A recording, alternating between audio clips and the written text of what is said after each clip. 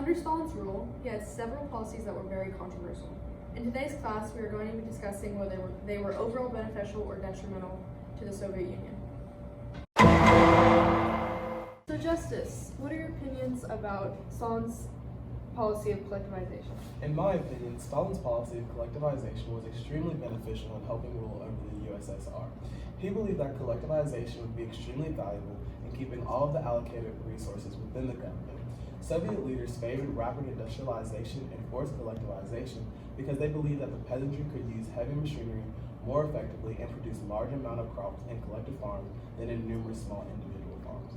Overall, I feel like it was a pretty beneficial policy of his. That's an interesting point of view. What are your thoughts, Alex? I actually think that collectivization was a detrimental policy to the Soviet state. The idea of collectivization was strongly opposed by the peasantry, and when grain requisitioning was introduced, they were outraged. This led to a temporary decrease in labor and grain production. The policy was extremely controversial, and many peasants preferred to slaughter their animals rather than hand the food over to the government. This shows the extent that peasants were willing to go to in order to avoid the policy. The kulaks were also targeted by the Communist Party as huge grain taxes were placed on them, and they also suffered severe physical attacks where the party would throw them out of their homes and confiscate all of their belongings. The only thing the kulaks had left after these attacks was serious emotional trauma. Overall, I think the policy was very detrimental.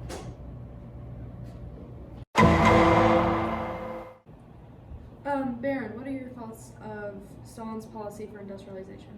Well, I think it is beneficial because in order to industrialize Russia, Stalin created a series of 5-year plans in which he had strict quotas that were set to increase the overall production. And these quotas were set for vital resources like steel, iron, and wool. These quotas encouraged hard work in the people and resulted in an increase in resources and also aided Russia to modernize on a global scale. So therefore, industrialization was beneficial for Russia. That's a valid point. Justice, what are your thoughts?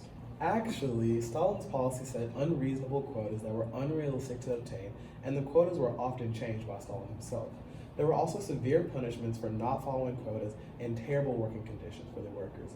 This created a culture where workers thought it was more important to focus on the number of goods rather than the quality of them.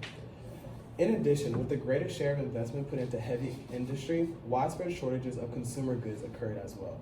In addition, branches of industry lacked vital supplies and resource hoarding. Overall, his policy was not good.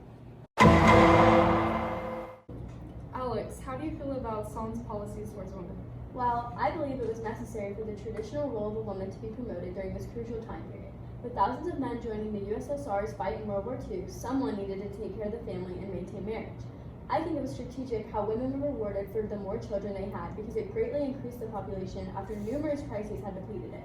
With women reproducing more children, Stalin's ideology was more easily spread, and women could place their children in the Komsomol, which contributed to Stalin's cult of personality as they pledged themselves to his policies and his ideas.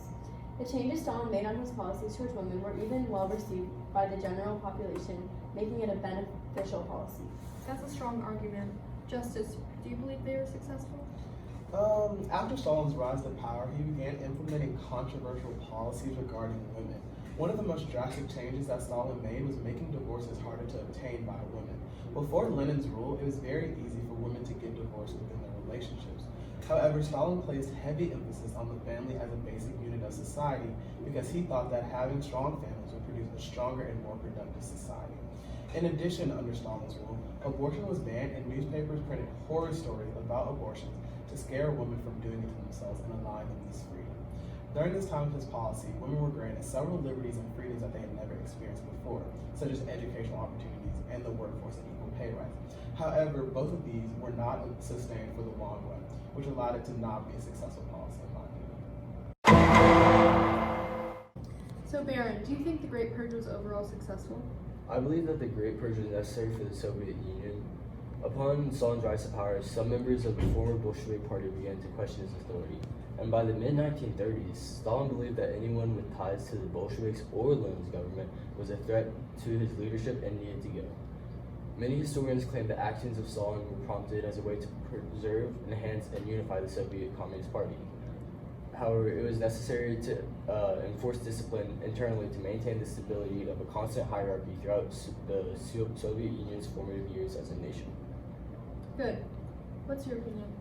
Ethically, the purges were absolutely unacceptable. Stalin was responsible for thousands upon thousands of deaths during the Great Terror, and although a different time period, Stalin's purges consisted of many of the same tendencies as Lenin's Red Terror. Stalin's secret police hunted down and murdered all of Stalin's opposition, and show trials were held for his enemies. The General Committee and Red Army was torn apart and executed, where 77 out of 88 general senior commanders were killed due to fear of a coup. 8 million people were slaved away in the gulags, and the annual death rate was 20%. Stalin even altered the law to execute children as young as 12. No one knew who was safe to talk to, as citizens were encouraged to denounce each other, and life was anything great for the citizens. No society should have to undergo the trauma that the Great Terror brought. Justice, what are your opinions on Stalin's policies for education? In my opinion, Stalin's policy of education was a resourceful use of his power. The goal of Stalin's educational policy was simply to increase economic and industrial production while also taking care to indoctrinate children with the communist ideology. Stalin continued Bolshevik legacy of focus on education by prioritizing formal education. He did this by requiring 4 years of compulsory school in rural areas and 7 years in urban settings. Overall, Stalin allowed for hundreds of kids to obtain an education, which made it a successful policy in my eyes. That's a good point. What are your opinions? Well, Stalin's policies of education serve as the greatest example of his totalitarian dictatorial control. The textbooks that the children were given were all written by the state, controlling what information the children learned. As you said earlier, Marxism was taught. However, forcing communist indoctrination upon children at such a young age essentially brainwashes them into believing communist ideologies. Lastly, the state education system lacked any type of art or music class, which encouraged conformity into the ideal mold of a Russian citizen while hindering the individualism and creative expression. All of these facts combined allowed Stalin to establish more totalitarian control over the future generations. There are various ways to interpret whether Stalin's policies were overall successful or detrimental to the Soviet society. For example, his policy of industrialization, while the level of productivity was raised, there were terrible working and living conditions for the workers.